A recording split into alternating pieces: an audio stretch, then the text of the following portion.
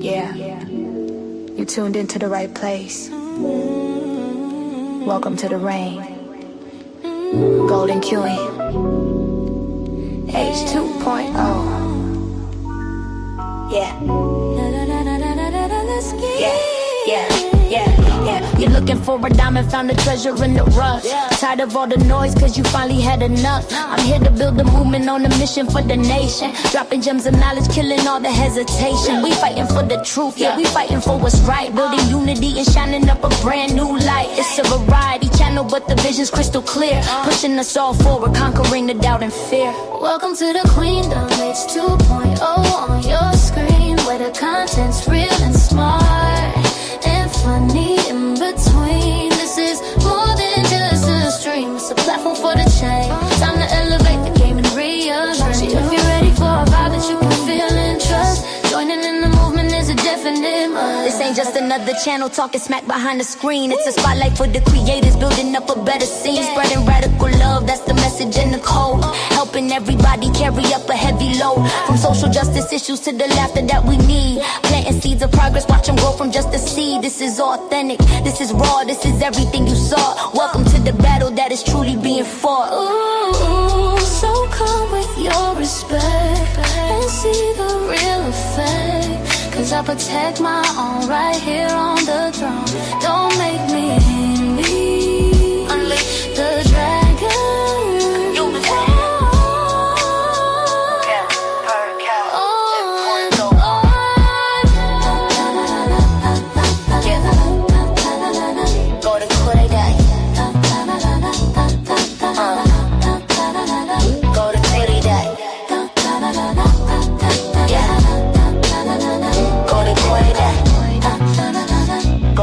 Subscribe, ring that notification bell.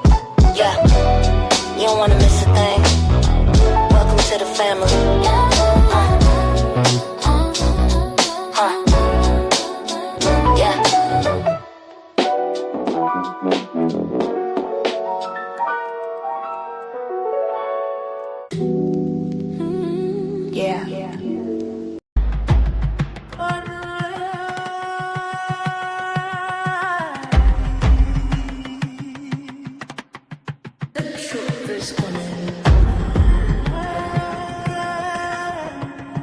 Yeah. They want us to focus on the static. We're focusing on the foundation. State of chaos. FBI at the office, agents at the door, shadows on the ceiling, boxes on the floor, LSD. Yeah, the story's getting deep while the city's wide awake. The justice is asleep, Carvalho in the crosshairs, Miami to the coast. Is it contracts or ghosts that they fear the most? The 24th floor is hollow and quiet. A silence so loud, it's a peaceful riot.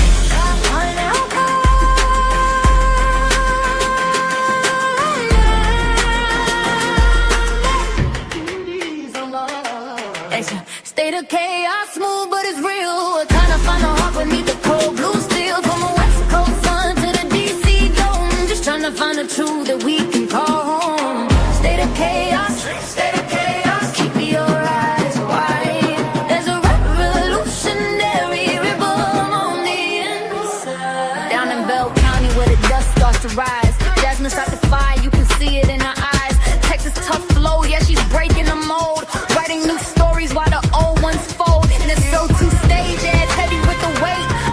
Standing up, defying the state while the liars in the gallery, silenced by the grip. We're documenting every single slip of the lip.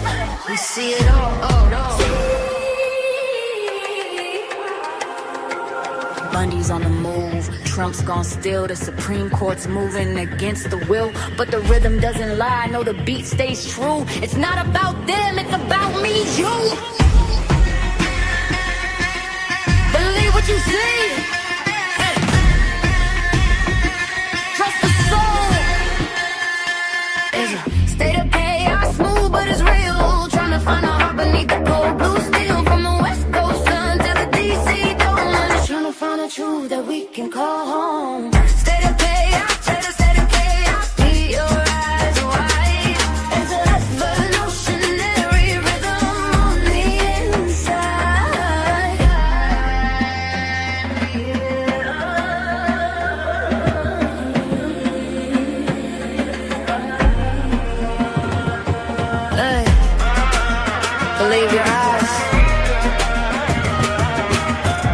tell you how to feel. This water stays smooth.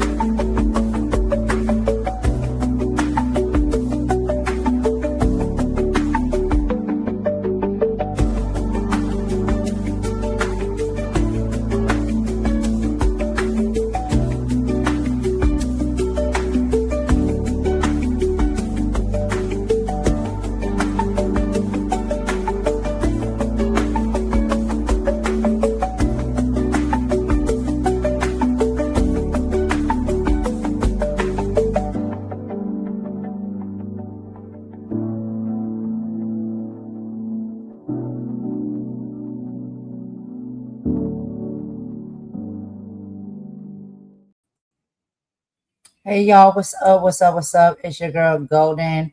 I am back with another live a little bit later in the evening than usual. So I apologize for that, y'all, if it's a little bit late for some of you guys. It's actually about 5:46 p.m. here in the evening, and the weather is what it is. It's a little bit cold outside, but it's decent, and we're having a pretty good day here. I hope you guys are having a good day in your respective time zones as well, whether it's morning, afternoon, evening, or night. And if it is night and it is late for you, I do apologize for coming live so late with this live. But anyway, let's go ahead and get into it. Let me just give y'all a rundown, a brief synopsis of what we'll be talking about on this live this evening. So basically, the State of the Union has left the nation in a tailspin. Okay, from massive SBI raids to LAUSD headquarters to the uncharacteristic silence from President Trump that following his marathon speech, we are going to be breaking down all of that chaos, right? Because Trump is a little bit too quiet, isn't he? We'll dive into Jasmine Crockett's Texas tough surge in Bell County. And we'll talk a little bit about Pam Bondi's fiery defense against Democrats and the heartbreaking arrest of a DHS victim, Aliya Rahman, inside the Capitol gallery. Yeah, is this really the golden age, y'all? Or is this reality here? That we are seeing right in front of our faces. And these individuals are telling us to just ignore what we're seeing as if our eyes lie to us. We don't have ignoring eyes. We have eyes that see everything and witness everything for what it really is. So join us on this deep dive this evening as we get into some of the biggest stories that have been hitting the headlines. Now, y'all might have already heard some of these things, but we'll be getting into them here. So for the first video that I want to show, we have Representative Omar versus Hakeem Jeffries. During the last night's State of the Union, Representative Omar and Representative Rashida Tlaib repeatedly heckled the president, shouting that you have killed Americans or unalived Americans, however it is y'all want to take it. During the segment on border security, this has sparked a massive debate over House decorum, as Democratic leader Hakeem Jeffries had previously issued guidelines urging discipline and civility during the State of the Union. While Jeffries has defended the Congresswoman right to protest in the past, reports suggest that now House Representative and leadership, Jeffries, is frustrated by the said outbursts that have overshadowed the party's official response. So let's go ahead and get into these reports real quick so we can see and hear exactly what happened. In my personal opinion, I probably would have done the same. Let's just say that. But they want you to have a certain type of decorum and be quiet and not tell the truth and speak your mind. So, sometimes those things, when you do them, these individuals will come for you and target you and say that you are the problem when all you're doing is actually speaking truth to power. But anyway, let's go ahead and get into this video and listen to exactly all what happened during this segment of last night's State of the Union.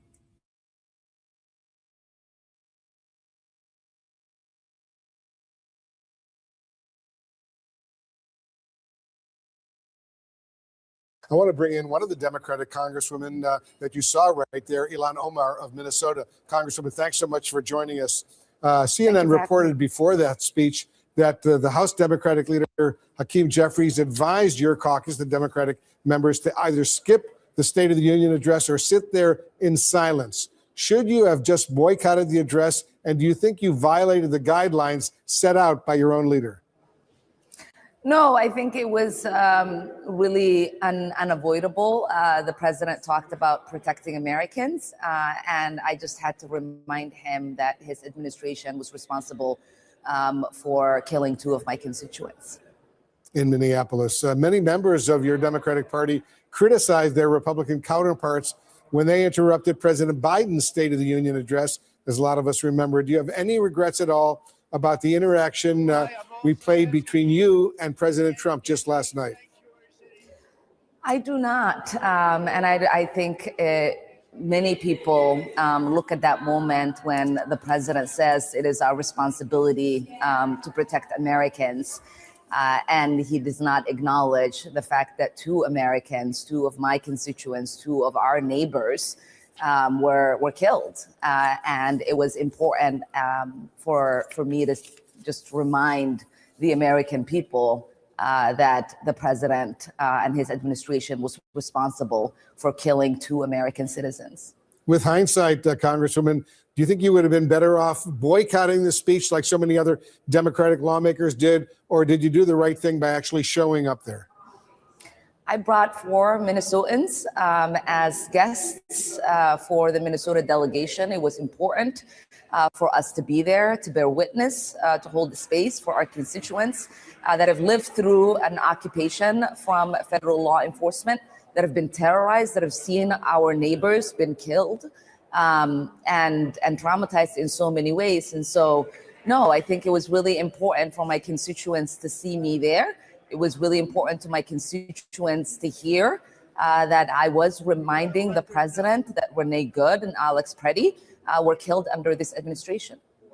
One of your guests, one of the guests that you brought to the State of the Union, was actually arrested by U.S. Capitol Police during President Trump's speech for allegedly disrupting the proceeding. Explain to our viewers, Congresswoman, what happened, and is she still in custody?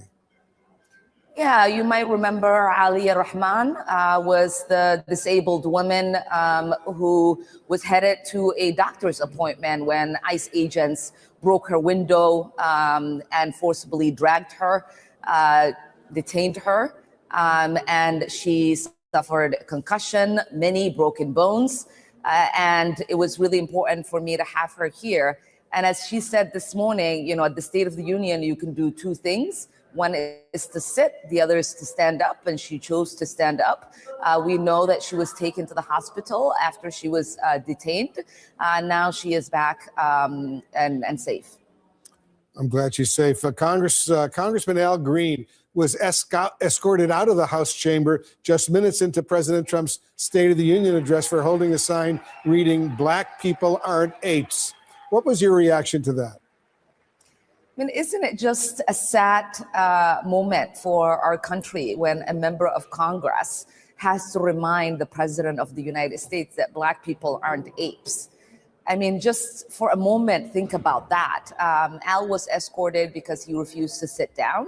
And I stand with Al. I think it is an important moment in our nation's history that we have to take stands like that. We have to remind a sitting president that we Black people are not apes. And as a lot of us, of course, remember, it was Trump who posted on social media that horrible racist picture of Michelle and Barack Obama as apes. And he apologized later, but it was simply an awful decision. He blamed one of his aides. I want to quickly turn, while I have you, Congresswoman, to the Democratic response from Virginia's new governor, Abigail Spanberger. Let's watch a little bit of what she said last night. We did not hear the truth from our president. So let's speak plainly and honestly. And let me ask you, the American people watching at home, 3 questions. Is the president working to make life more affordable for you and your family? Is the president working to keep Americans safe both at home and abroad? Is the president working for you? And I just want to be precise. Trump did not formally apologize at all for posting that picture of the Obamas, that horrible picture of the Obamas. He simply blamed one of his aides for doing that. Thank you for that clarification. Yeah. I was just going to correct you on that one. Very important clarification. How would you evaluate Congresswoman Governor Spanberger's response that we all heard last night? And do you feel that Democrats should embrace that sort of message in the lead up to the upcoming midterm elections?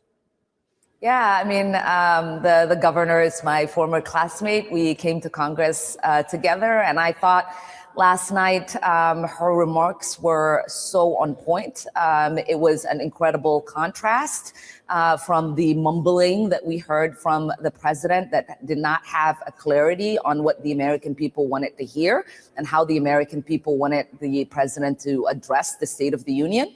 And the governor was very clear. And to answer those 3 questions, I think every single American would probably answer that question at this moment, no. And I do believe it is important for us to keep bringing that point home. The president is not making us safe at home or abroad. The president isn't making our lives more affordable, and the president isn't doing anything to create any sort of stability for the American people. Bottom line, Congresswoman, do you have confidence that your Democratic Party's leadership right now is prepared to take on President Trump and his agenda ahead of the November midterm elections? The Democrats have been united. We are prepared, and we believe that the American people are going to be with us come the primaries in November. Congresswoman Ilhan Omar of Minnesota, thanks so much for joining us. Let's continue this conversation down the road. Thank you.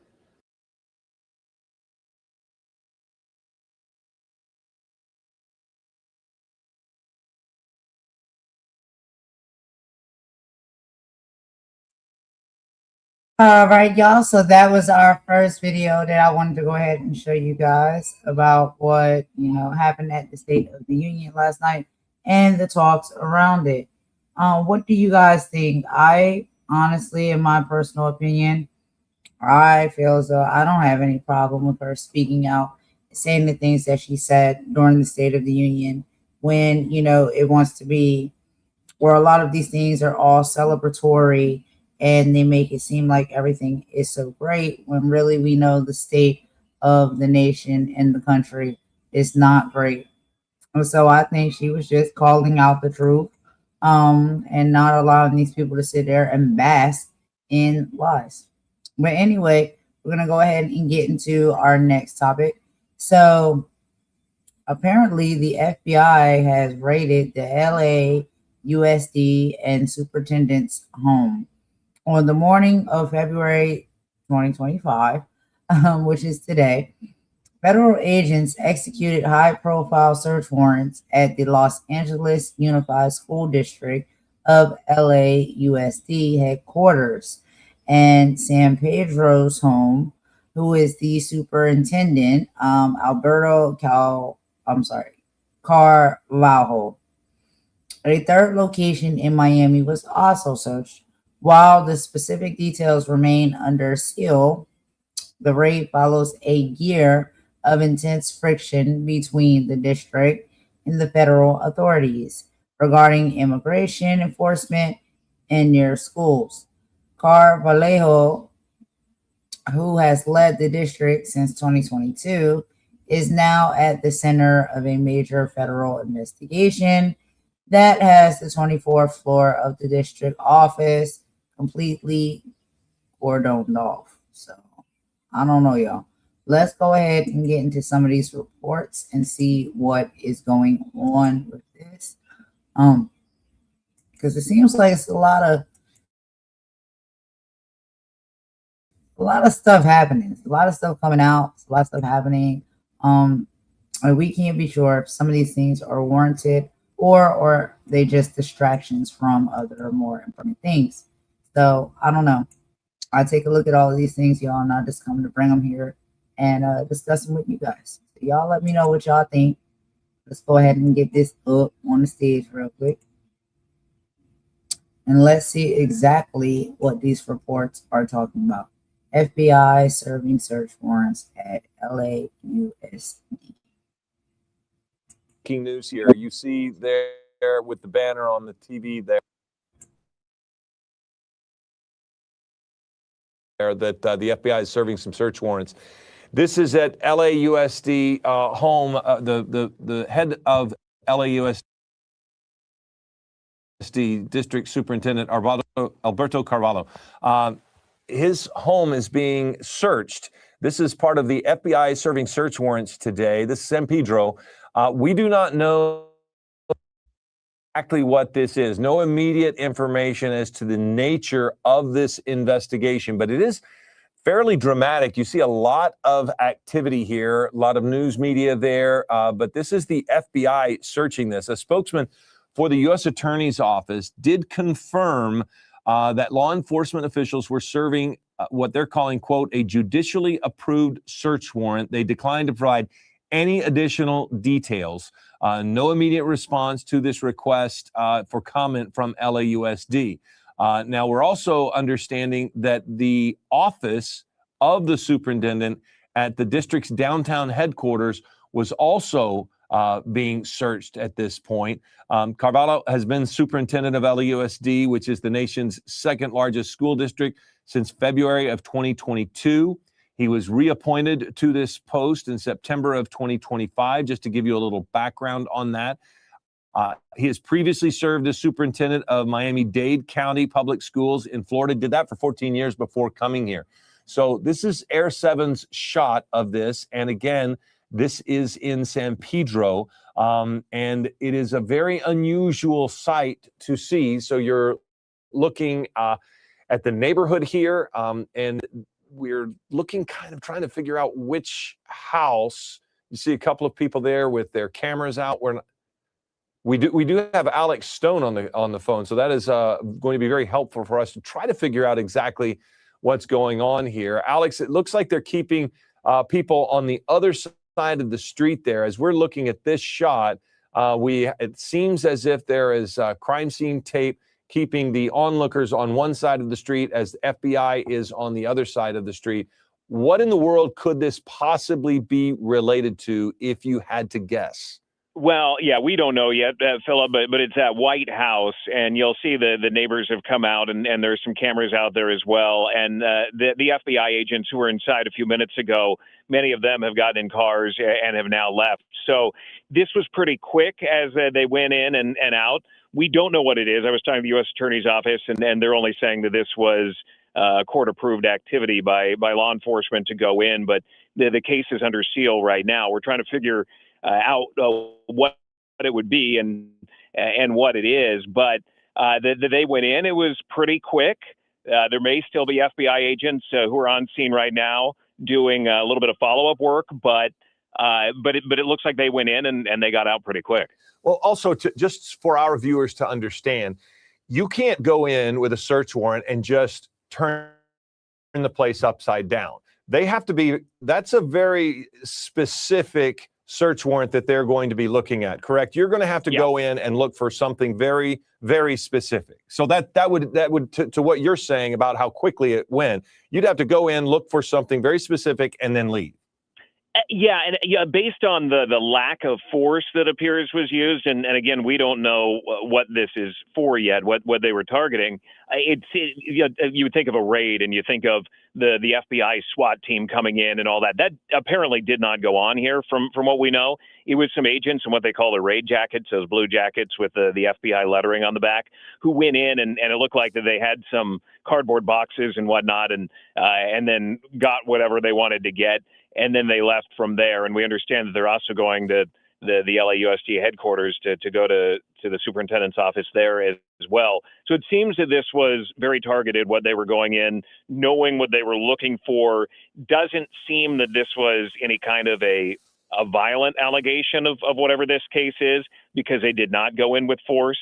Again, we don't know at this point, but you think of all the other cases that have gone on at City Hall and in other departments in recent years where the FBI has gone in a very similar way with a couple of agents in their raid jackets looking for documents. Those were mainly, in the other cases, those were financial crimes.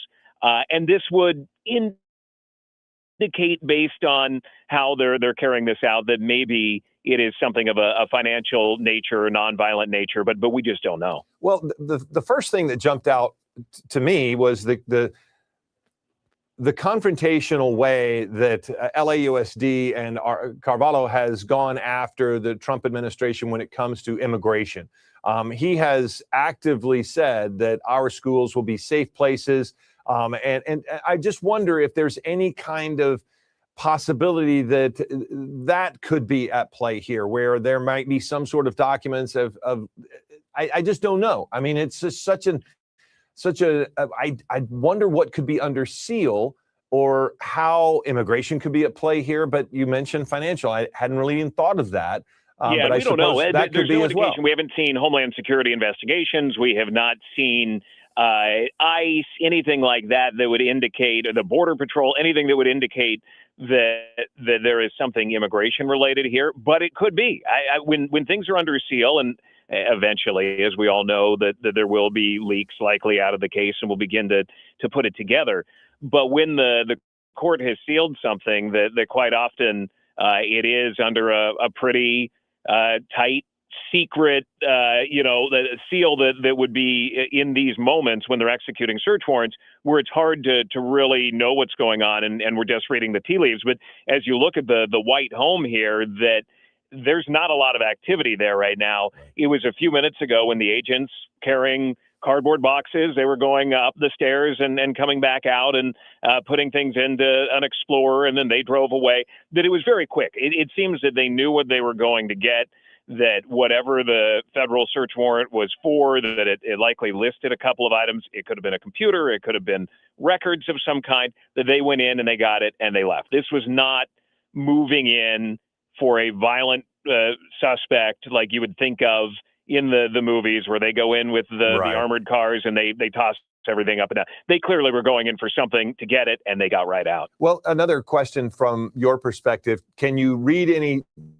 tea leaves when it comes to the judge that the FBI goes to get a warrant? Because in many cases, we've talked about this as well. Sometimes you go to a sympathetic judge when you're asking for a search warrant.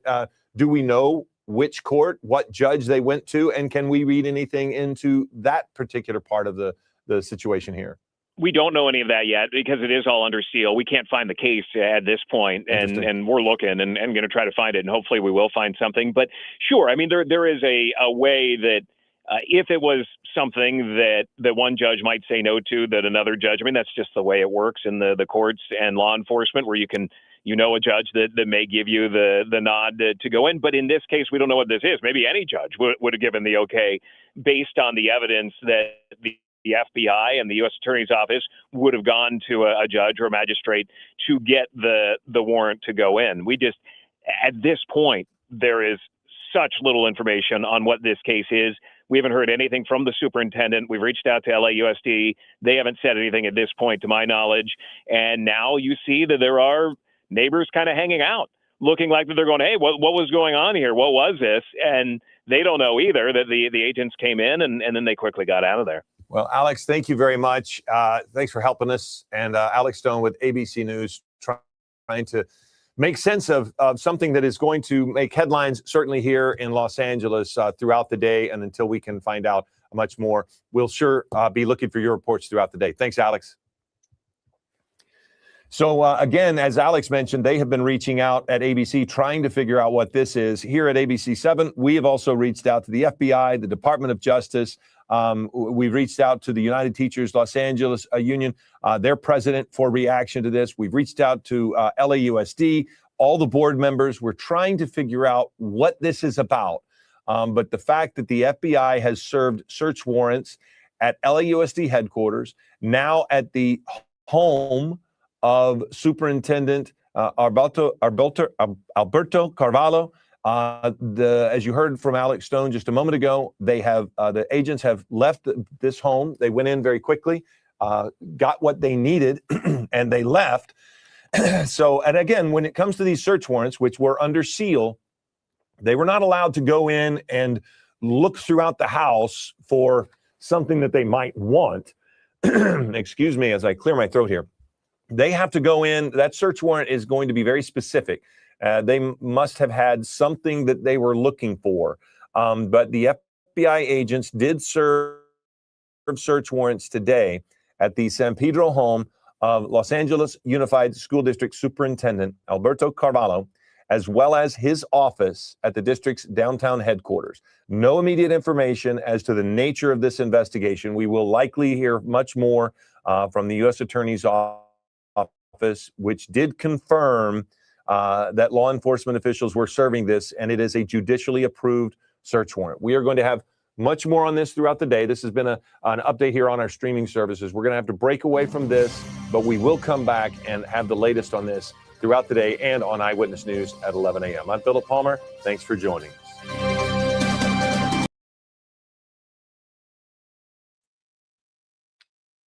All right, y'all. So as we've seen on those reports, there is a few additional pieces of information that I wanted to go ahead and read to you guys as well. And so we have to talk about, in this situation, the Florida connection. The FBI didn't just hit Los Angeles. Simultaneously, agents did search a residence in Southwest Ranches, Florida, which is the Broward County. This is significant because Superintendent Alberto Carvalho spent 30 years in Miami-Dade school system before coming to LA in 2022. Investigators are looking at something that spans his entire career, not just his recent time in California. We also have to look into the potential red flags. While the FBI hasn't stated a motive, legal experts are pointing to major financial clouds that are hanging over the district. So we have Prop 28 funds. There is an ongoing lawsuit alleging that LAUSD improperly diverted $76.7 million meant for arts and music programs to pay for existing staff salaries instead of hiring new teachers. They also have past ethics scrutiny.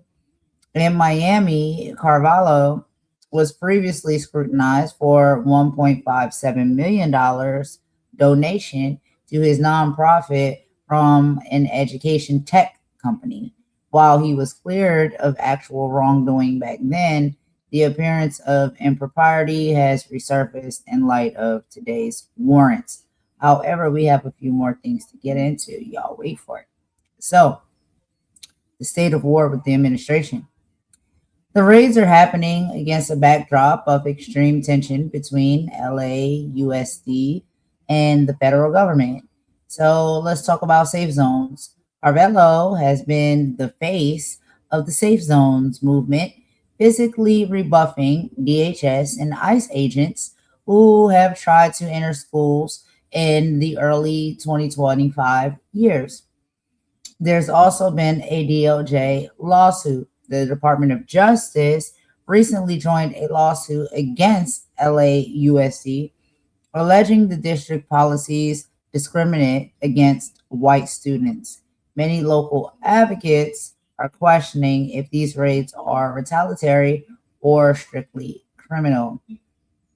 We also have to talk about the Operation Lockdown at the headquarters. So, eyewitnesses at the downtown LA headquarters reported that the 24th floor, the executive suite, was completely cordoned off. Employees arriving for work were met with crime scene tape and were initially barred from entering. Neighbors in San Pedro noted that agents arrived at Carvelo's home as early as 6 a.m., catching the superintendent very much off guard. So, what is the summary here? The FBI raids today weren't just a local LA story. They also are connected to Miami too, suggesting a wide-reaching federal probe, perhaps. Allegedly, we can't be sure. While the warrants are sealed, the timing is kind of very explosive, isn't it? It comes just as the DOJ joins a civil rights lawsuit against the district. And as questions swirl over nearly $77 million that have gone missing for art funding. Is this a legitimate criminal probe or a federal knock and talk meant to pressure this superintendent who has spent the last year fighting the administration's immigration policies? Can we be sure? We can't. We must wait for additional details. But what I would say in my own thoughts and mine and personal opinion is it's very peculiar that someone who's standing up and fighting against immigration policies seems to be targeted in some type of FBI probe. But that's just my personal opinion, y'all. Y'all let me know what y'all think about that story. We're going to go ahead and take a quick song break, and then we will get into our next video, which we got to hear from our girl, Jasmine Crockett, child, because she has taken over Bell County.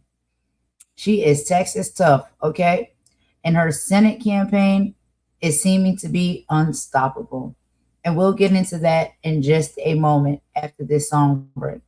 I'll see y'all in just a bit.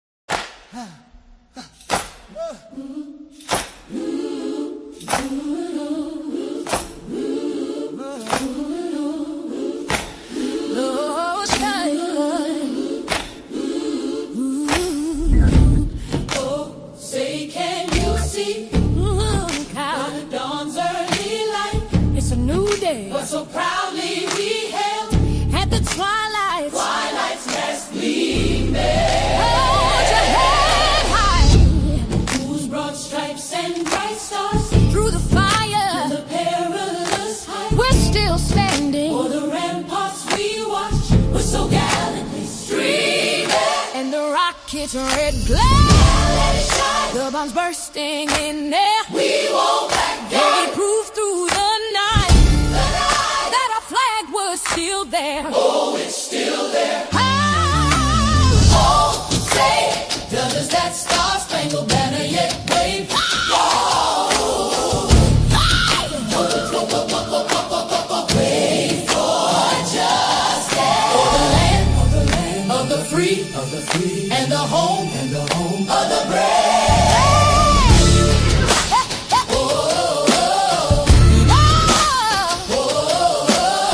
You see me aging there.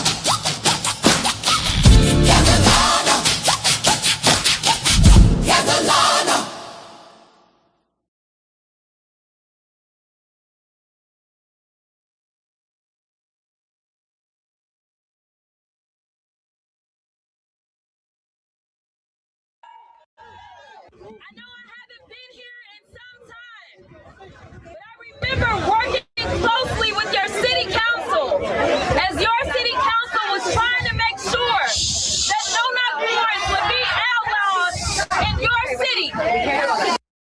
Because of what took place, I carried similar legislation in the State House, but I have been watching your numbers.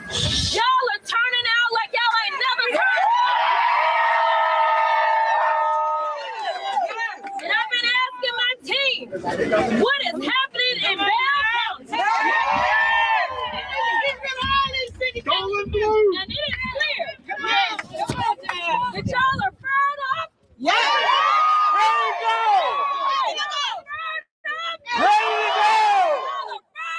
Yeah,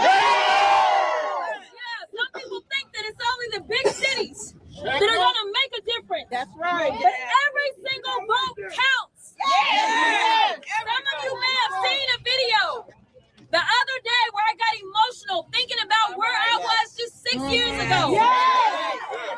I only won that vote by 90 votes.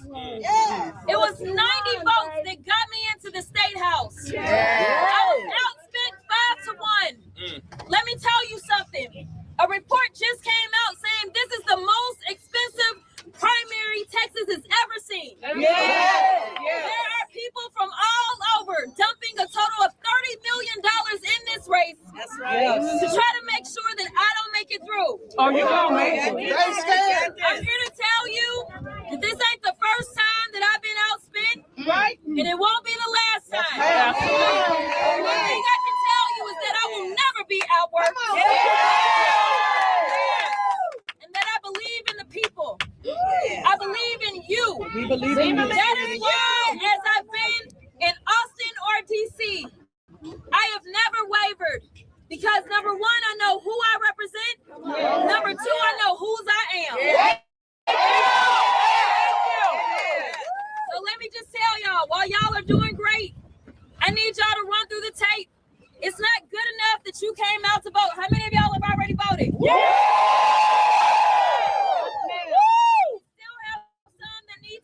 Yes, ma'am. But you also need to tell your brother, your sister, your uncle, your child.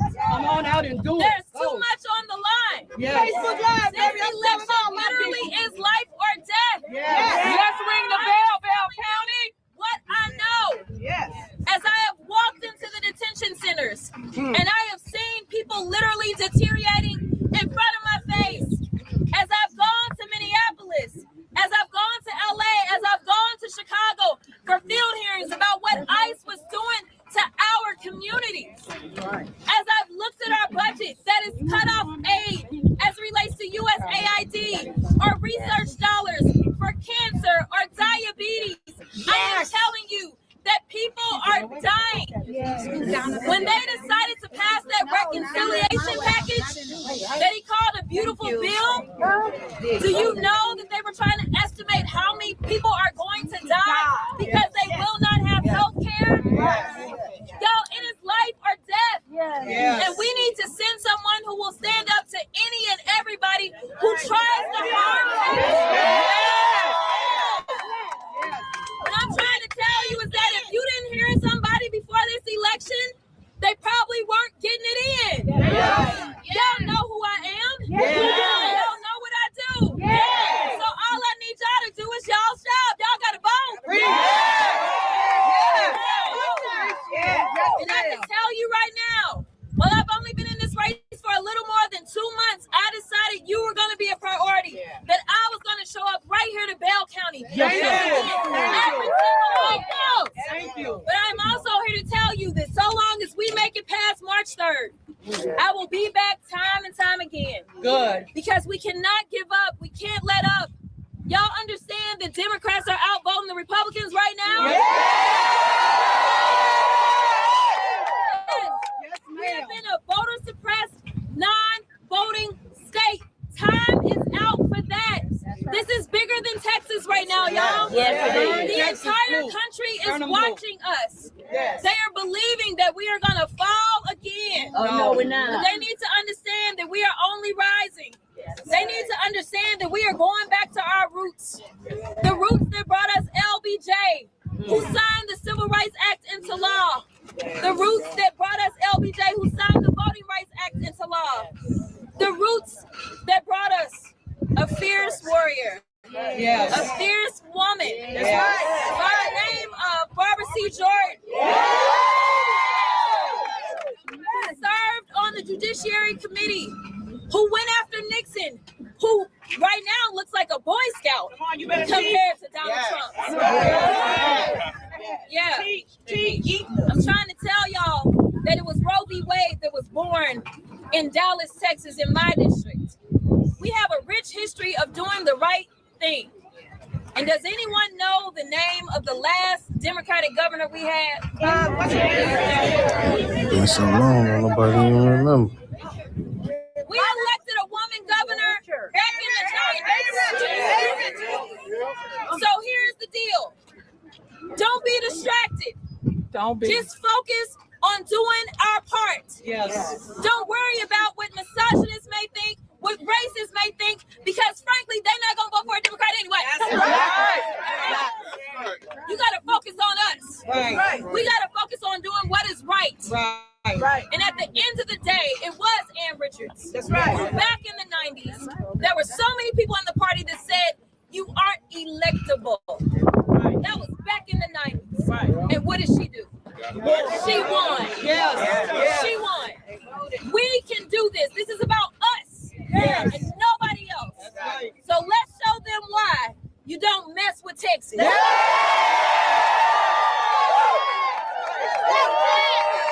ring the bell, Bell County. So this is what we're gonna do. I'm quite overwhelmed. I'm gonna have to stop talking. If we are gonna take any pictures, you don't have to take a picture. But if you want a picture, we're gonna try to do this. Yeah. We're gonna try to do it real fast. It's a lot of people. Yes, ma'am. So I know you may want to have your personal moment where you tell me your life story. I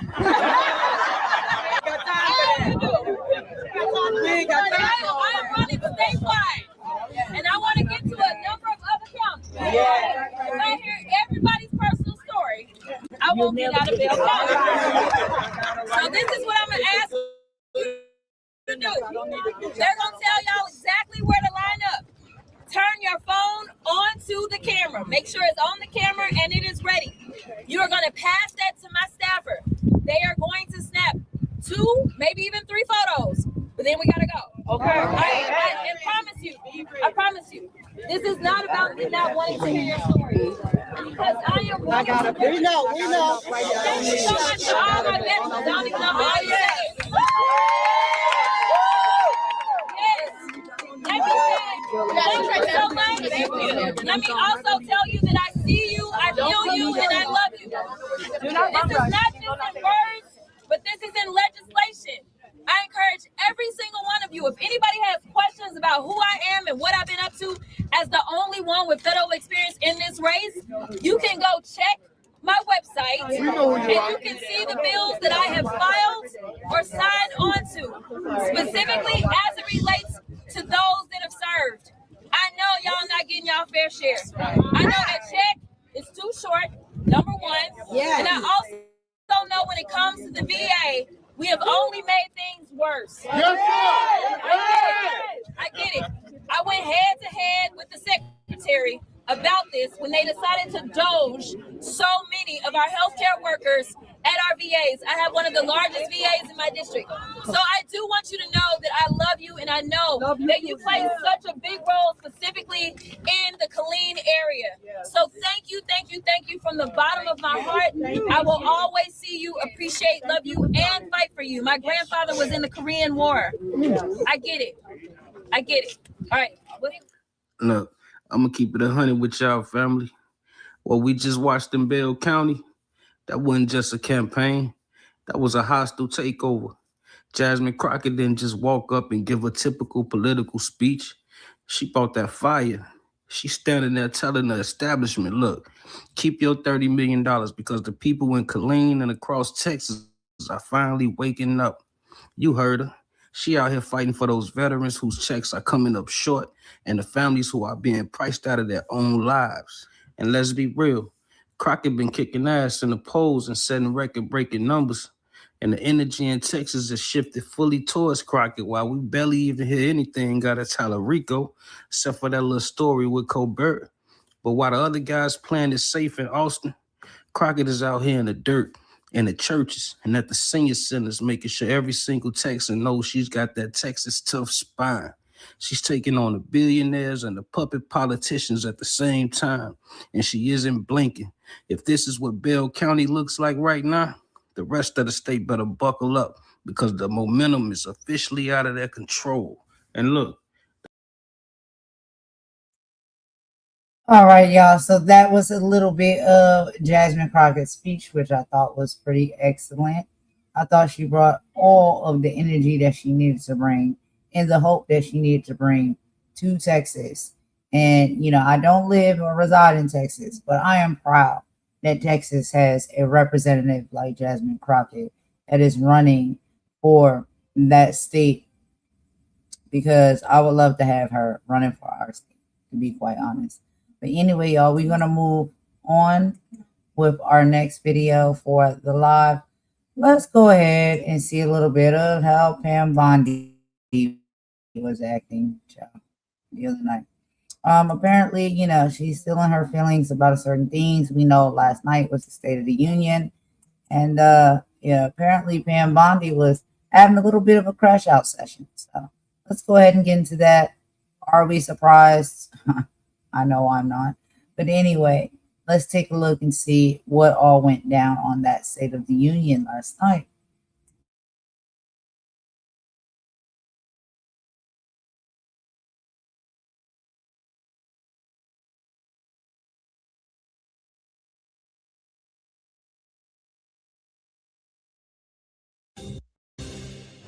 Last summer, 23-year-old Irina was riding home on the train when a deranged monster who had been arrested over a dozen times and was released through no cash bail stood up and viciously slashed a knife through her neck and body. Mrs. Zaretsky, tonight I promise you we will ensure justice for your magnificent daughter, Irina.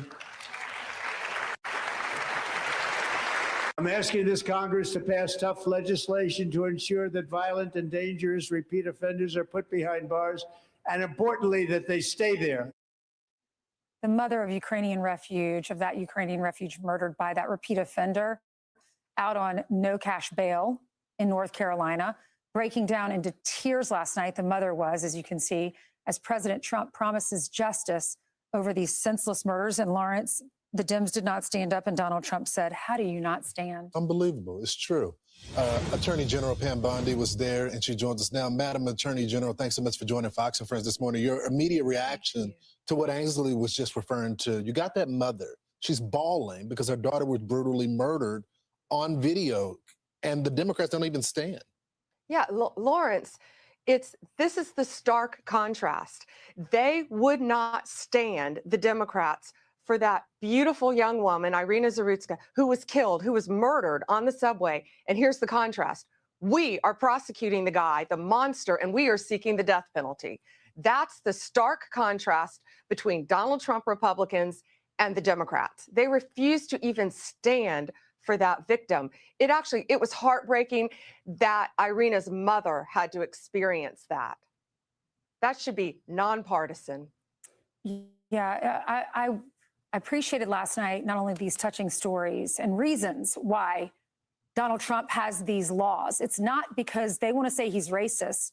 It's because when you're here illegally, you should not have a driver's license. You see what happens when there's a crash, when you can't read the road signs, when you don't speak English, you can't read English, and then you plow into this little girl. Her life has changed forever. Her parents have to take care of her forever. This lady leaves Ukraine and comes to America, and her child is throat slashed on a train in North Carolina because this guy is out on cash bail. Yeah.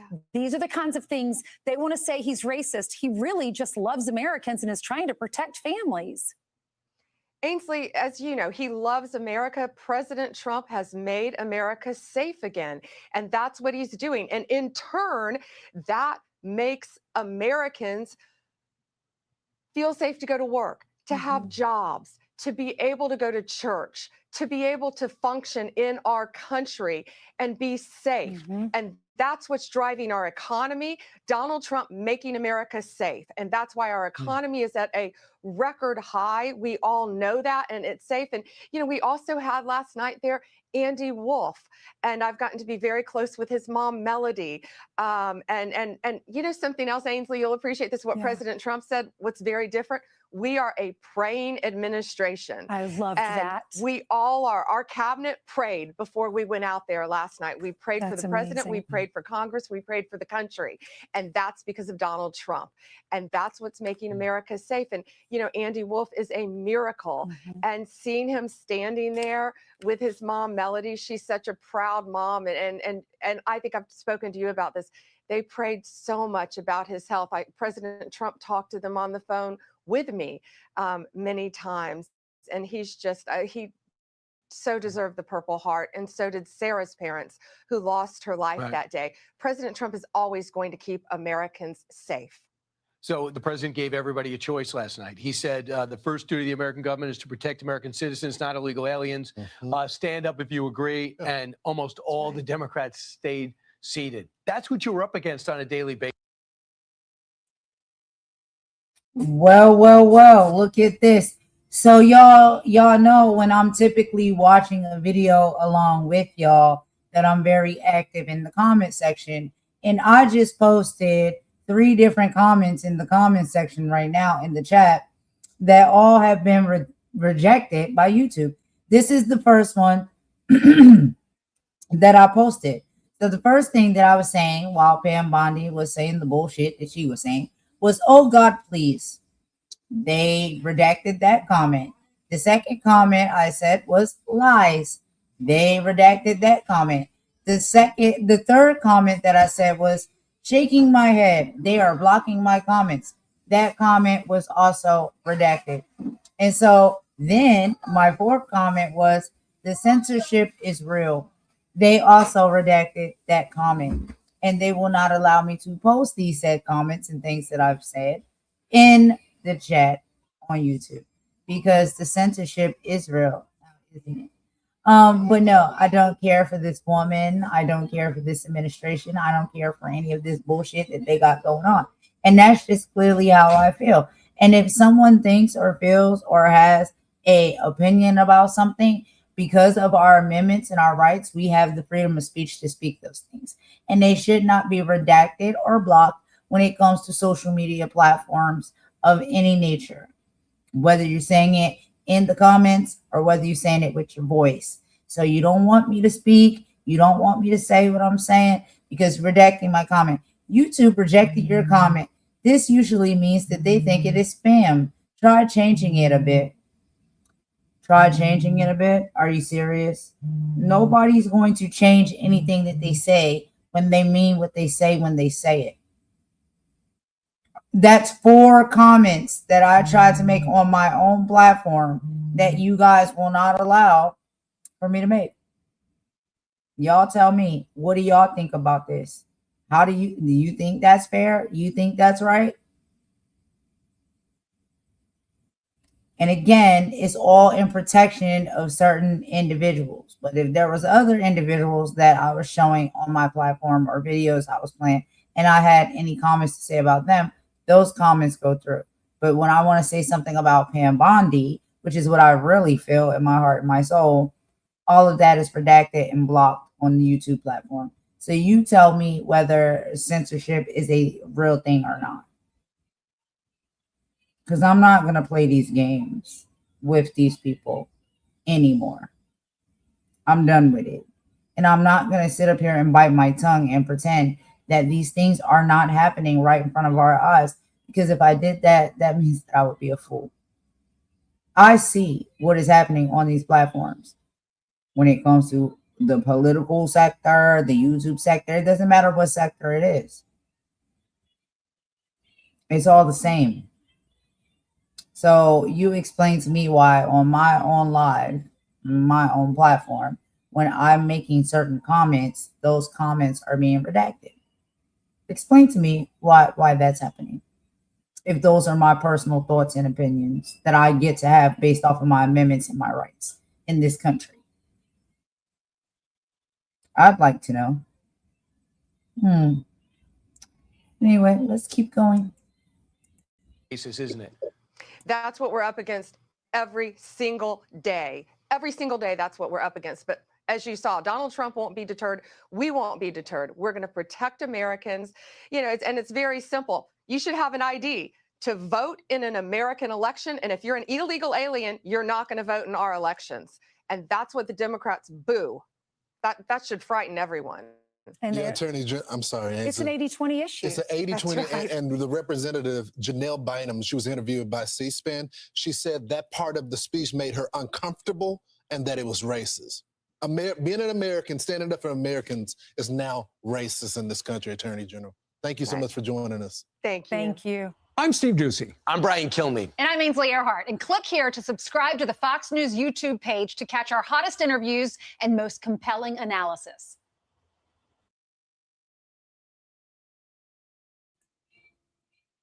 All right. So let's go ahead, y'all, and take a quick song break. After the song break, we're going to go over and hear a little bit from Ben Masalis on the Midas Touch Network.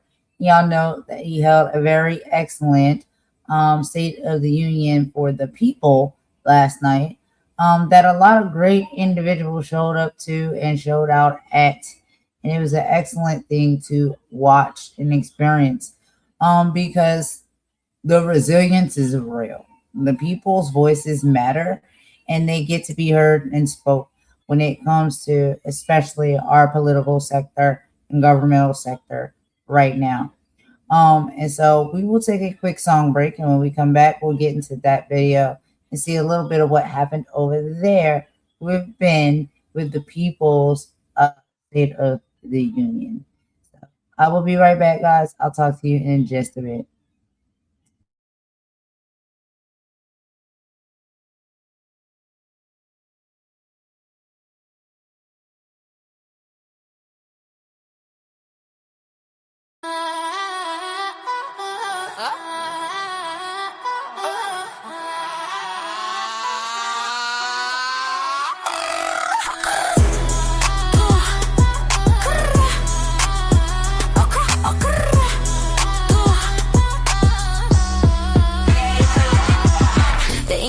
On the bill is looking faded and frayed. The fourth estate is corporate owned and heavily paid. They're trading in the facts for a narrative fabricated. If you leak the truth, you get deleted and degraded. Look, the teleprompter's glowing with the scripted out deception. A digital infection to manipulate perception. They steer the conversation in a singular direction while the First Amendment's dying with no hope of resurrection. It's a manufactured crisis, yeah, they're selling us the fear. Whispering the lies until it's all the people here. They call it fact-checking just to keep the vision blurry while they bury every whistleblower in a frantic hurry. Silence in the streets, silence in the booth, a total moratorium on anyone with truth. They're tearing out the pages, yeah, they're burning down the fence. A war against the people and against our common sense. It's the sound of the silence, it's heavy and it's cold. It's the sound of the silence, it's heavy and it's cold.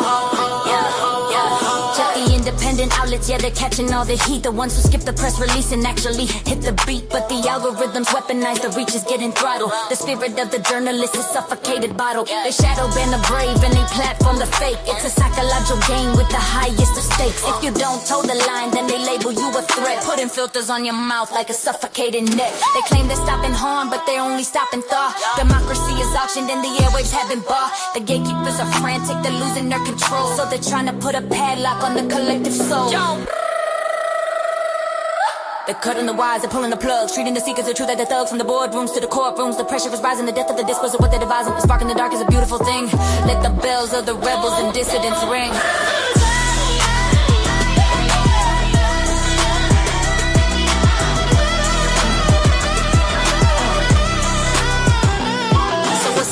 Of peace if the cost is your tongue. The songs of the ancestors are waiting to be sung. They want us quiet, compliant, and staring at the floor while they're locking up the exits and they're bolting every door. But the truth is a frequency they can't fully jam. I'm a man with a mind, I'm not a ghost in their program.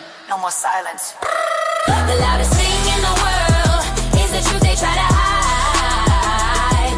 Keep the mic on, keep the eyes open. Keep the eye to the silence.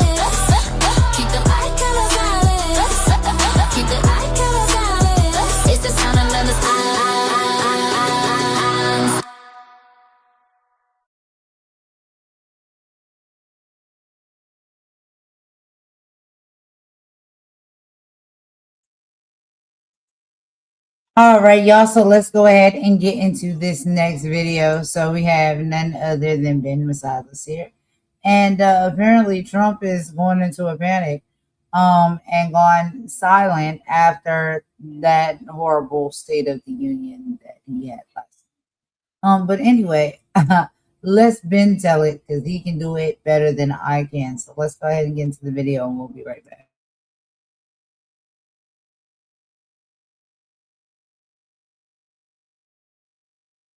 After that disastrous State of the Union he gave last night, low energy, low ratings.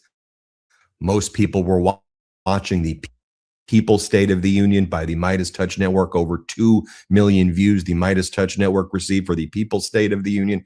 Towards the end of Donald Trump's State of the Union speech, he looked lethargic, tired, unwell. He was clinging on to that podium for dear life. It looked like his hand was discolored. He was physically and mentally rotting before our eyes. It was incoherent. He couldn't string together sentences. So no statements from Donald Trump since the State of the Union. The one thing he posted before the State of the Union, because he takes zero accountability for anything, was the Democrat shutdown is killing the blue states. That was his message heading into the State of the Union. No social media posts since then. Now, he did send his cabinet sycophants to make their rounds on state regime media and to go on other corporate news. So, for example, you had Pam Bondi, his attorney general, once again bragging about the Dow. She's doubling down on that. And she goes, the economy is booming because of Donald Trump. Now, this morning, we also learned that on January 4th of this past year, Todd Blanche, Donald Trump's deputy attorney general, sent a memo to FBI agents telling them to flag and not produce those FBI 302 reports, the interviews with Epstein victims and survivors. And we know that there are some interviews with survivors who have made accusations that Donald Trump sexually assaulted them when they were minors. And those documents are being, those accusations, those 302s are being withheld. And now we know that there was a memo sent specifically to withhold 302s. So Pam Bondi, she goes on state regime media and she's like, this was a great State of the Union. Everything is amazing. And she said, that's why the economy is just crushing it right now. Everybody's thriving, she says. Here, play this clip. These are the kinds of things they want to say he's racist. He really just loves Americans and is trying to protect families. Ainsley, as you know, he loves America. President Trump has made America safe again. And that's what he's doing. And in turn, that makes Americans feel safe to go to work, to have jobs, to be able to go to church, to be able to function in our country and be safe. And that's what's driving our economy. Donald Trump making America safe. And that's why our economy is at a record high. We all know that, and it's safe. And, you know, we also had last night there Andy Wolf, and I've gotten to be very close with his mom, Melody. And you know, something else, Ainsley, you'll appreciate this, what President Trump said, what's very different. We are a praying administration. I love that. We all are. Our cabinet prayed before we went out there last night. We prayed for the president. amazing. We prayed for Congress. We prayed for the country. And that's because of Donald Trump. And that's what's making America safe. And But here is what Lisa Rubin, who's an attorney, here's what she just told MS Now about that January 4th memo that I just referenced. Here, play this clip. Berger. Lisa, you are all over this. What are you learning now? Well, Anna, this morning, I was looking to see whether the Department of Justice posted any new documents this morning regarding the alleged victim that we reported on yesterday. We thought maybe our reporting and that of NPR and an independent journalist named Roger Sullenberger might have changed what they were willing to post. I didn't find any new documents about the woman who accused both Jeffrey Epstein and Donald Trump of sexually assaulting her when she was 13 or 14 years old back in the 1980s. But what I did find absolutely stunned me, and that's a January 4th, 2026 memo from Deputy Attorney General Todd Blanche. I just want to situate the date for you and our viewers. December 19th was the congressionally mandated date for compliance with the Epstein Files Transparency Act. And yet on January 4th, Deputy Attorney General Blanche is writing a 9-page memo to people at the department who were charged with doing the first level review of documents for production. And one of the things that the Deputy Attorney General instructs them to do in this memo is once they determine that something is responsive to one of the 9 categories that Congress mandates they need files for, he says there are some types of documents that we want you to particularly flag or tag while you're going through them in the electronic database. And one of them is something called a 302. Barrett knows this well as a former federal prosecutor, but a 302 is the form that the FBI uses to memorialize interviews. That's the exact kind of document that we reported yesterday was missing with respect to this particular. So then you had other Trump sycophants making their rounds on state regime media as Donald Trump went silent. You have, for example, Jim Jordan. Jim Jordan chairs the House Judiciary Committee. It's interesting. In a little bit this morning, I'm going to do a video on this Senate confirmation hearing of this Casey Means, who Donald Trump wants to be the next Surgeon General. And she has an inactive medical license since her residency. She hasn't actually had a license to practice medicine. And she's kind of been selling people all of these like quack and kind of scammy stuff. And that's who he wants to have as the Surgeon General. I mentioned that here as it relates to Jim Jordan, just because he chairs the Judiciary Committee and he's not a licensed lawyer, never took the bar exam to begin with. Like it's to me, this just kind of is very typical of MAGA. It's like, just find the licensed lawyer to be on the Judiciary Committee. Find someone who actually has a medical license to be the surgeon at a bare minimum, right? Can we talk about anyway? So.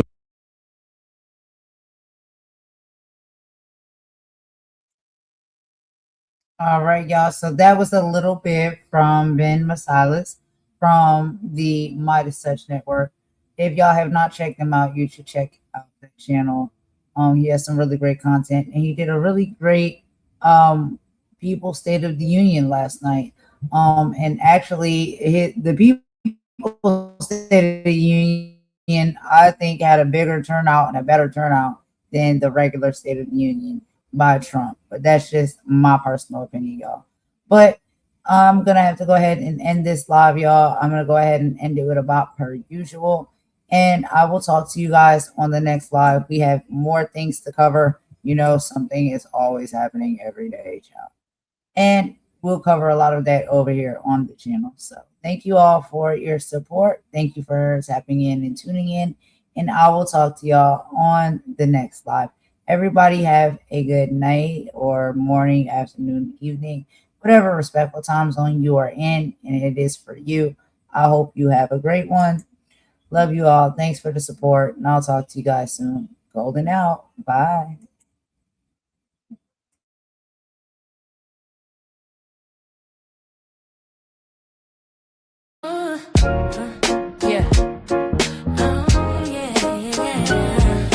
Tuned into the right place.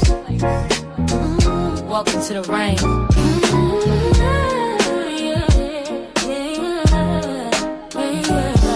Golden Queen. H2.0. Let's get it. You're looking for a diamond, found a treasure in the rough. Tired of all the noise, cause you finally had enough. I'm here to build a movement on a mission for the nation. Dropping gems of knowledge, killing all the hesitation. We fighting for the truth, yeah, we fighting for what's right. Building unity and shining up a brand new light. It's a variety channel, but the vision's crystal clear. Pushing us all forward, conquering the doubt and fear. Yo, welcome to the Queendom. H2.0 on your screen, where the content's real and smart and funny in between. This is more than just a stream, it's a platform for the change. Time to elevate the game and rearrange. So if you're ready for a vibe that you can feel and trust, joining in the movement is a definite must. This ain't just another channel talking smack behind the screen. It's a spotlight for the creators, building up of the scene. Spreading radical love, that's the message in the code. Helping everybody carry up a heavy load. From social justice issues to the laughter that we need. Planting seeds of progress, watch them grow from just a seed. This is authentic, this is raw, this is everything you saw. Welcome to the battle that is truly being fought.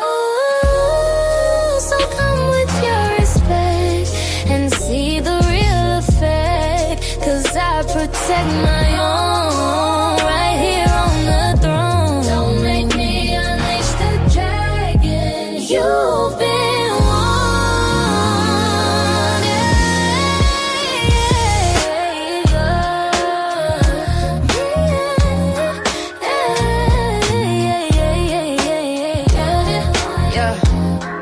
make me unleash the dragon. You've been warned. Yeah. Don't make me unleash the dragon. You've been warned. Yeah. Yeah. Golden Queen Age 2.0. The movement starts now. Go ahead. Hit subscribe, ring that notification bell. You don't want to miss a thing. Welcome to the family.